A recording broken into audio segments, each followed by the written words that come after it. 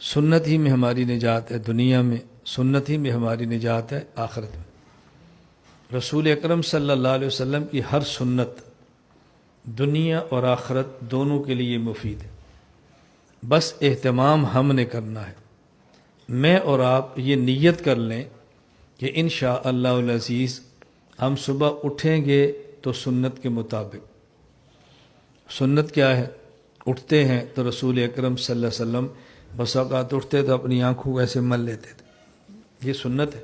ملتے تو ہے ہی نا، آپ سنت کے لیے سے کر لیں۔ آپ اٹھتے ہیں تو وضو کی مسواک الگ ہے، اٹھنے کی مسواک الگ ہے۔ الگ سے مراد نہیں دو مسواک ہے نا، پہلے مسواک کر لیے کہ اٹھ گئے، استنجا کیا ہے، وضو کے لیے آئیے تو پھر مسواک فرمائیے، کھانا کھایا تو کھانے کے بعد پھر مسواک فرمائیے۔ آپ کے دندان مبارک کتنے صاف ہوتے تھے اور مسواک کا کتنا اہتمام ہوتا ہے۔ آپ عشاء کی نماز پڑھتے ہیں، مسواک فرمائیے، عشاء کی نماز پڑھیے، اور جب سونے لگے تو پھر مسواک کیے، کتنا اہتمام ہو رہا ہے۔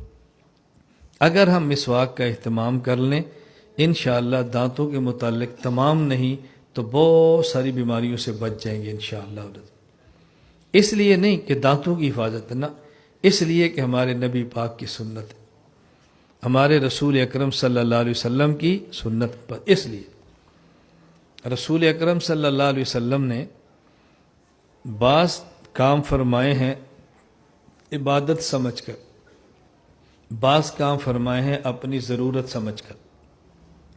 جو کام آپ فرمائیں عبادت سمجھ کر وہ بھی سنت، جو کام فرمائیں ضرورت سمجھ کر وہ بھی سنت۔ دونوں میں فرق کیا ہے؟ جس کام کو آپ نے عبادت سمجھ کر فرمایا یہ سنت عبادت ہے، اور جس کام کو آپ نے ضرورت سمجھ کر فرمایا یہ سنت عادت ہے۔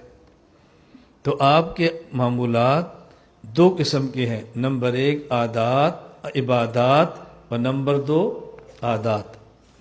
لیکن ہم نے جو کرنا ہے وہ اس لیے کہ حضور پاک نے فرمایا ہے، اس لیے ہمارے لیے آپ کی عبادات بھی عبادات ہیں اور آپ کی عادات بھی عبادات ہیں۔